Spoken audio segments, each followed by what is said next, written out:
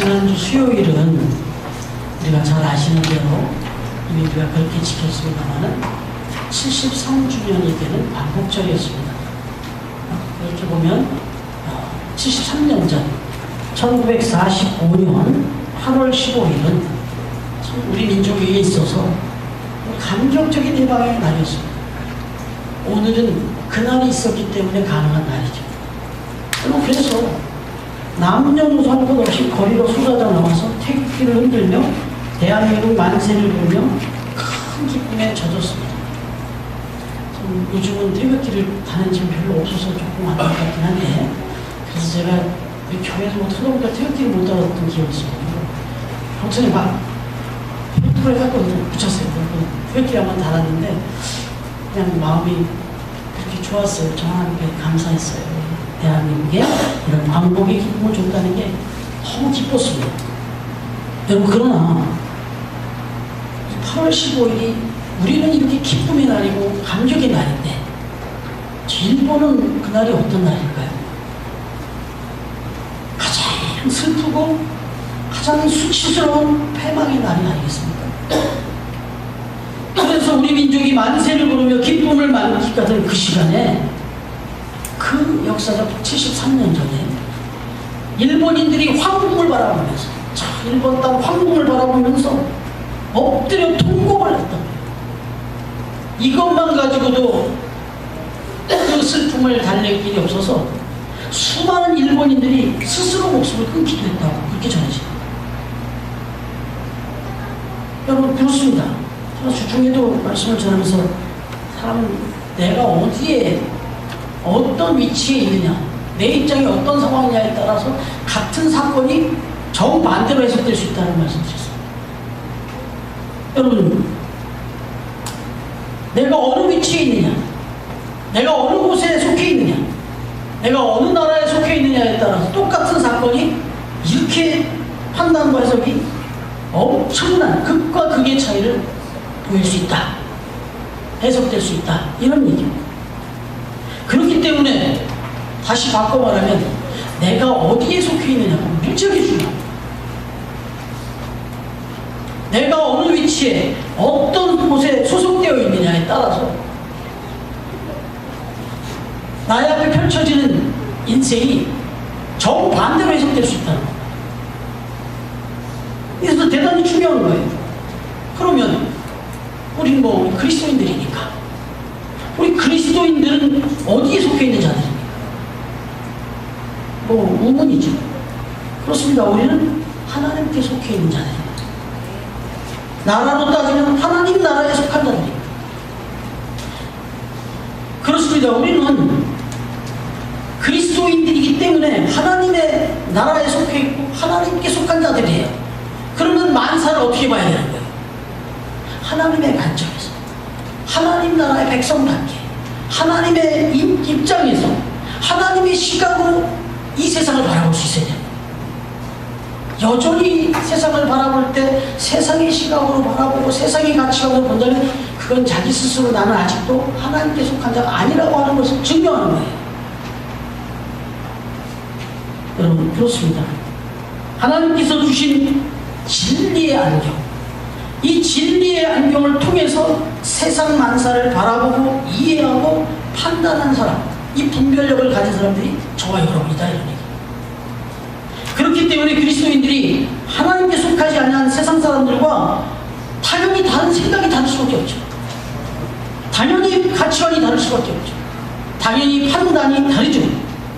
당연한 일일 수밖에 없다는 거예요. 그래서 때로는 그리스도인들이 정상적인 신앙생활을 하며 정상적인 삶을 살면 세상 사람들이 싫어합니다. 세상 사람들하고 친해질래야 친해질 수가 없어요. 이 근본적인 기준으로는. 그러나 이제 더 남는 말씀 속에서 이 부분을 더 포괄적으로 가면 이제 그런 사람들을 감화시킬 수가 있어요. 아, 우리와 다르고 우리와 틀린데 저들의 생각과 저들의 가치와 저들의 판단이 훨씬 더 고귀하다는 것을 깨닫게 되는 거예요. 여러분, 한번 생각해 보십시다. 그렇다면 우리는 하나님께 속한 그리스도인이라고 했는데 하나님께서 우리 인간들을 어떻게 보고 계십니까? 그래, 우리를 형상대로 삼으셨고 하나님의 형상대로 지으셨다고 하는데, 그럼 하나님이 우리에게 무엇을 기대하시고 우리가 어떤 삶을 살기를 원하고 계시는가 한번 생각해 볼 필요가 있잖아요. 잘 아시는 대로 창세기 2장 7절에 보시면 하나님께서 인간을 창조하실 때 하나님의 형상대로 지으셨다라고 했어요. 근데 여기서 재료가 있어요. 재료가.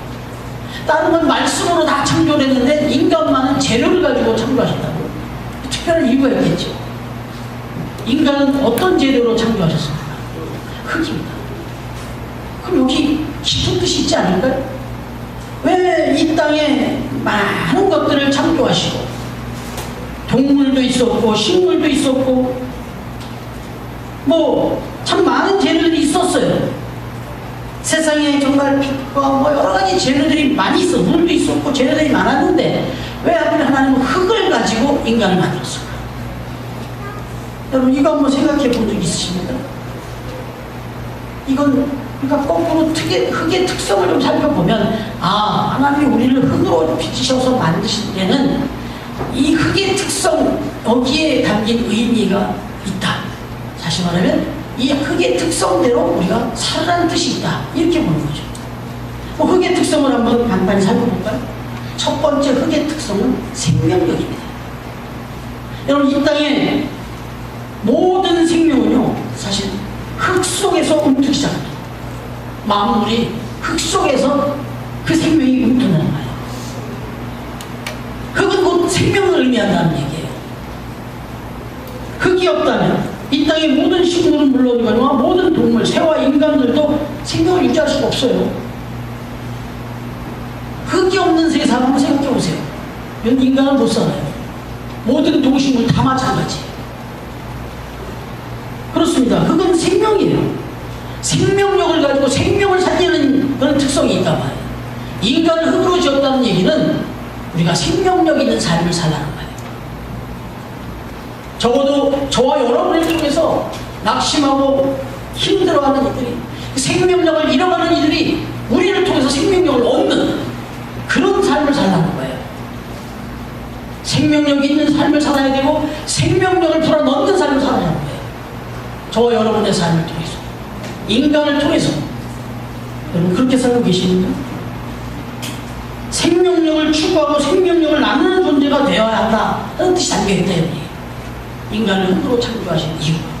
두 번째는 흙의 특성이 뭘까요? 여러분 이 흙의 특성 속에 사랑이 있습니다. 너무너무 넓은 사랑이 있습니다. 한번 생각해 보세요. 흙이 없었다면 정말 이 세상은 거대한 쓰레기장이 되고 말았을 거예요. 저는 난지도를 한번 가봤어요. 그 원래 쓰레기장일 때는 못 가봤고요. 작년에 하늘공원으로 꾸며진 곳을 가봤어요. 그 속에는 아직도 어마어마한 쓰레기가 묻혀있다고 들었어요. 여러분 흙이 그 엄청나고도 더러운 오물 쓰레기들을 다 품어줬기 때문에 우리가 이렇게 맑은 곳에 사는 거예요. 하늘공원 한번 가보시면 좋겠어요.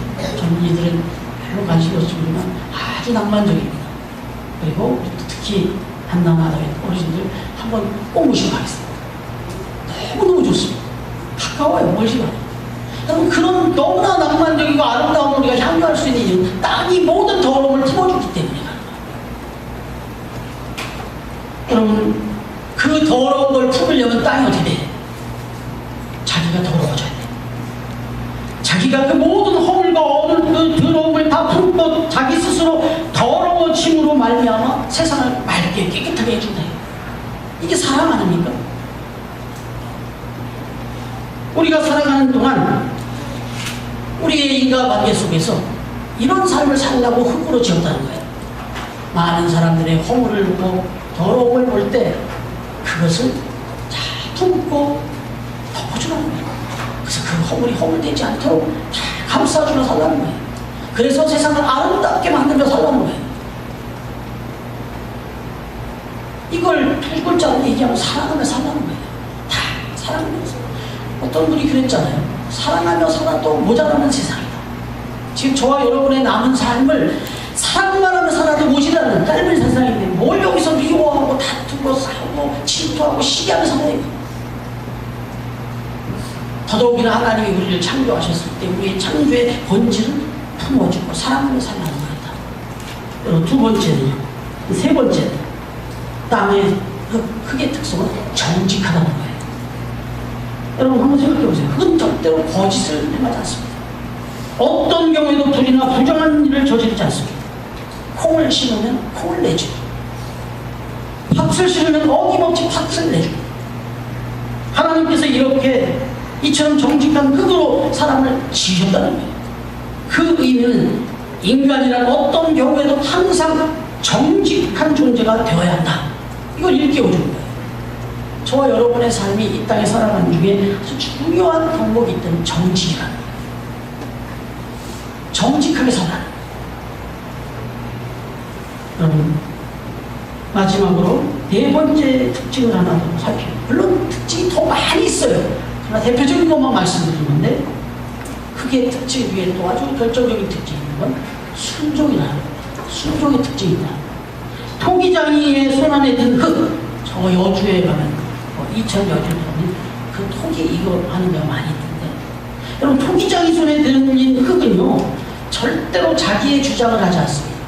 그 토기장이 손에 든 흙은 그냥 토기장이가 빚는 대로 원하시는 모양으로 만들면 그 모양대로 그냥 순종하면서 그 역할을 감당할 뿐이에요. 밥그릇으로 만들면 밥그릇으로 그냥 쓰임 만든 거예요. 뭔가 꽃병으로 아름답게 만들어지면 그냥 꽃 담는 병으로 그냥 쓰임 만든 거예요. 나를 왜 저 아름답고 멋진 청자 같은 그런 멋진 화병으로 안 만들고 나를 저런 반찬들을 국그릇으로 만들었습니까? 나는 그거 싫습니다. 이렇게 얘기 안 해요. 그건 그냥 창조주, 이 토기장이가 빚어주면 그대로 수정하고 빚습니다. 깎으면 깎이고, 덧붙이면 덧붙고, 그리고 모양을 만들면 모양을 만들어줘요. 그대로 순종해서 그 자리로 가서 그대로 그냥 쓰임받고 그대로 마치는 거예요. 이게 그게 특징이에요. 순종입니다. 절대 순종. 하나님께서 저와 여러분을 흙으로 지었다. 하나님의 뜻대로, 하나님이 주시는 역할대로 그렇게 살라는 거예요. 그렇게 그 역할대로 살다가 그렇게 하나님 앞에 앉는, 그들과 다시 돌아가는 거예요. 여러분, 어떻습니까? 하나님께서 우리 인간을 흙으로 지으신 심오한 뜻이 있다는 생각이 안 드십니까? 더 있다니까요. 많이 있다니까요. 무궁무진해요. 하나님이 왜 사람을 인간으로 흙으로 졌는지. 이 대표적인 걸 말씀드립니다. 여러분, 그렇다면 이렇게 흙으로 지음을 받은 인간답게 지금 얘기하는 것만 정리해보면 생명력을 주는 삶, 그리고 사랑을 베풀며 관용하며 그렇게 사는 삶, 그 다음에 정직한, 어떠한 상황에서도 정직한 삶, 그리고 자기의 역할과 상황에 순종하는 삶, 이런 삶을 추구하는 자가 곧 하나님의 형상을 닮은 사람이고 하나님께 속한 사람이다 이거예요. 바로 이와 같은 삶을 완벽하게 사신 분이 누구예요? 예수님이잖아요. 예수님이 이 삶을 보여준 거예요. 샘플로. 그래서 예수님이 오늘 본문 말씀에서 말합니다. 30절에서 뭐라고 말씀할까요? 시작. 30절 시작. 네. 나와 아버지는 뭐라고요? 하나라. 왜 이런 말씀을 할 수 있어요? 하나님이 지으시고 하나님의 형상대로 지었는데 하나님의 뜻대로 살았어요. 그러니까 하나님과 나는 통한다는 거예요. 완벽하게. 그래서 나는 하나님과 하나다 이런 말을 한 거예요. 물론 이 말씀은 뭐 삼위일체의 신학적 의미도 담고 있다 이렇게도 해석하지만 그냥 예수 그리스도가 보여준 삶 자체로 온전하게 하나님을 닮는, 그래서 하나님께 온전히 속하여 하나님과 하나가 될 수 있었다는 것을 의미하는 그런 말씀이기도 합니다. 그러나 이 말씀의 의미를 역시 유대인들은 이해할 수 없었어요. 그래서 아니 니까짓게 하나님과 하나라고 이런 신성 참담한 신성 모독이 어디냐 막 뭐라고 치면서 오늘도 보니까 돌을 들어가고 예수님을 쳐 죽이려고 했다고 얘기합니다. 저들이 보기에는 한낱 나사렛의 초구석 나사렛의 옥수의 아들에 불과하지 지나지 않는다. 비천한 인간인 예수가 자칭 하나님과 하나라 했으니 얼마나 참담하게 들렸겠어요. 참담하게 들렸겠어요. 그래서 막 신성모독이라고 하면서 돌로 쳐 죽이려고 막 이렇게 막 분노를 말하니까 주님께서 말씀하십니다. 34절부터 36절 같이 한 번 더 큰 목소리로 한번 읽어주시겠습니다. 같이 크게 읽겠습니다. 시작. 예수께서 이르시되 너희 율법에 기록된 바 성경은 패하지 못하나니 하나님의 말씀을 받은 사람들을 신이라 하셨거든. 하물며 아버지께서 거룩하게 하사 세상에 보내신 자가 나는 하느님의 아들이라 하는 것으로 너희가 어찌 신성모독이라 하느냐. 아멘. 여러분 한 번으로 딱 나가요. 주님께서 유대인들을 위해서 반문하는 게 뭐냐면 하나님께서 너희같이 하찮은 인간들을 가리켜 신이라고 하셨는데 어찌 하나님의 아들인 내가 하나님과 하나일 수가 없겠느냐 이렇게 얘기한 거예요. 여기 보면 관주가 붙어있죠. 성경책에 관주가 붙어있을 거예요. 이 너희를 가리켜 신이라고 하셨다라는 이 표현은요 시편 82편 말씀을 인용한 거예요. 시편 82편 4절에 이 말씀이 나와요. 6절에 보면 4절부터 이어지는데 6절에 보면 내가 말하기를 너희는 신들이면 다 지존자의 아들들이라 하였으니 이렇게 와요.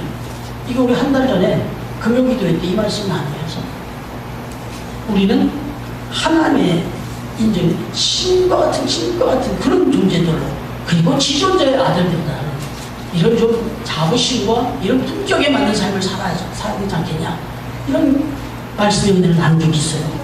여러분 그렇습니다. 여기서 중요한 것은 하나님께서 사람을 가리켜 신이라고 부르셨다는 사실이에요.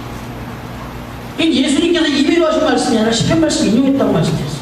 그러나요 또 이거 착각하면 안 되겠죠. 하나님께서 친히 인간을 신이라고 부르셨다고 해서 마치 하나님처럼 I am I 나는 나다 절대 지존자로서의 그런 나는 섬김을 받아야 할 대상이다 이런 얘기는 아니에요.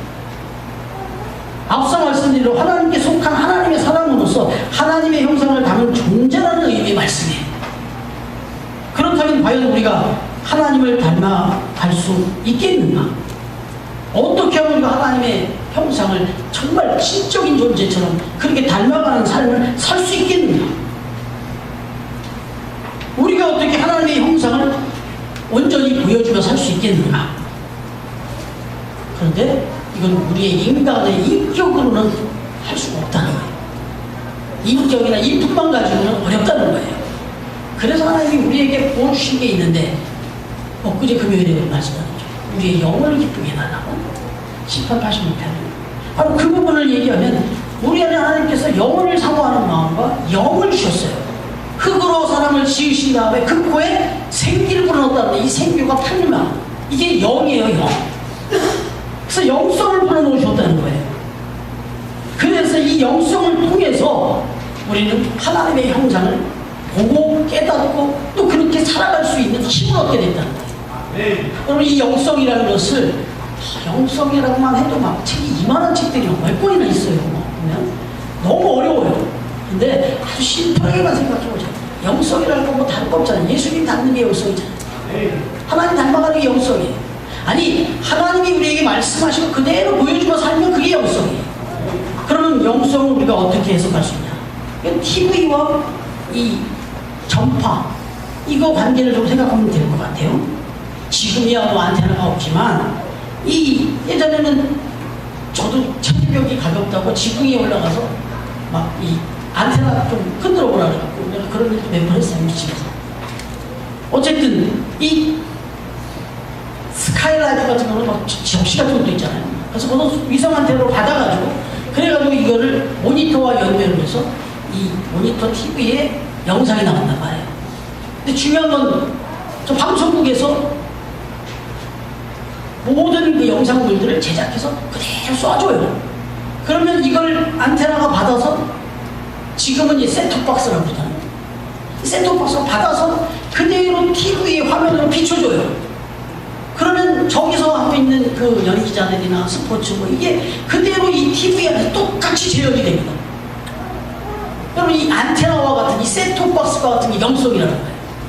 우리가 하나님의 말씀과 하나님의 그 뜻 그리고 예수 그리스도께서 이 땅에서 보여주신 삶을 계속 묵상하면서 주말하기로 살면서 그 보여주신 말씀, 들려주신 말씀, 보여주신 삶을 그대로 내 삶의 현장에서 그대로 실천 살면 이게 영성이야.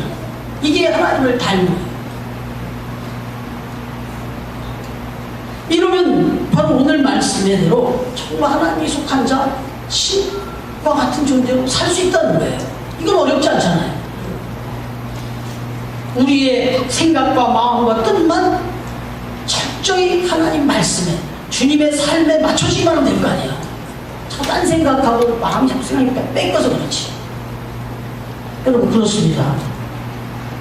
영성으로 하나님의 성품을 받아가지고 하나님을 닮은 삶, 그걸 우리의 삶으로 보여주게 되는 것, 이게 바로 오늘 말씀하시는 너희를 신과 같은 존재다 라고 말하는 것과 그 의미가 같다는 거예요. 그래서 하나님의 형상을 닮은, 하나님의 성품을 닮은, 그래서 신 같은 사람, 하나님과 같은 사람으로 우리가 변화되어 갔다.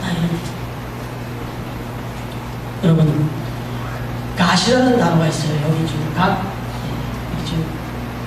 God works, 또 we pray 이렇게 돼 있는데, 어쨌든 뭐 이 의미는 이제 다 아시죠? 우리가 기도할 때 하나님 역사하시는데, 여기서 갓이라는 단어가 있어요.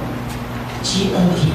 근데 여기하고 또 약간 비슷한 게 저기 사이에 L이 들어간 게 있어요.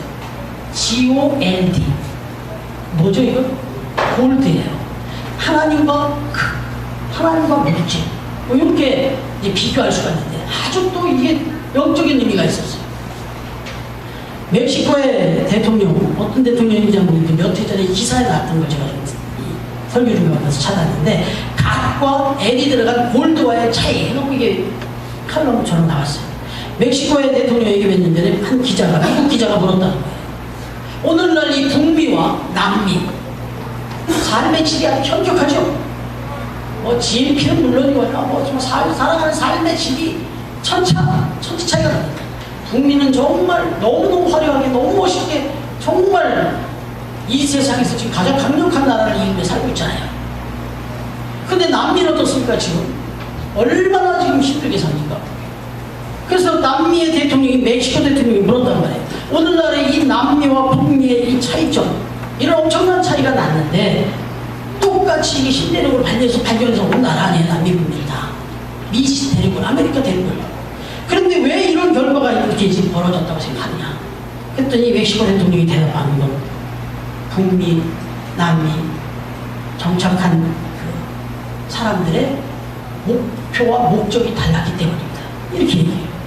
북미로 이주해왔던 영국의 청교도들은 신앙을 위하여 하나님, 곧 갓, 하나님을 찾으러 왔지만, 저 남미로 이주해왔던 스페인과 포르투갈 사람들은 골드를 찾으러 왔기 때문이었다. 이렇게 얘기합니다. 하나님을 더 잘 섬기기 위해서 북아메리카로 찾아왔던 영국의 청교도들은 그래서 하나님도 찾았고 골드도 얻었다는 거예요. 더욱으로 플러스로. 그런데 그저 잘 살아보겠다고 골드만을 찾아 나섰던 남미 사람들은 골드도 찾지 못하고 하나님도 만나지 못했다. 이게 오늘날 이 상황을 설명해 줄 수 있는 것이라고 생각합니다. 이거 신학자 수준이에요. 여러분, 그렇습니다.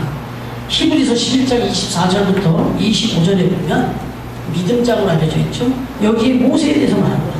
모세에 대하여 증언하기를 믿음으로 모세는 장성하여 바로의 공주의 아들이라 칭함받기를 거절하고 도리어 하나님의 백성과 함께 고난받기를 잠시 죄악의 낙을 누리는 것보다 더 좋아하고, 이렇게 기록해줬어요. 여러분, 그렇습니다. 모세는 이런 거룩한 목표를 가졌어요. 그리고 그 목표에 맞게 거룩한 결단을 내렸어요. 그래서 그러한 삶을 통하여 하나님의 사람이라 인정을 받을 수 있었다 하는 것이죠. 여러분, 사람 누구나 인생의 목표를 가지고 살아갑니다. 목표 없이 살아가면 정말 이건 안 되겠지만 어쨌든 다 목표를 가지고 살아갑니다. 여러분, 그러나 그 목표가 지금 과시냐 골드냐처럼 그 목표가 누구를 향한 목표냐, 누구를 위한 목표냐, 무엇을 위한 목표냐, 이 결과는 이 목표의 중심에 따라 나의 인생의 결과는 꼭 그걸로 나눌 수 있다.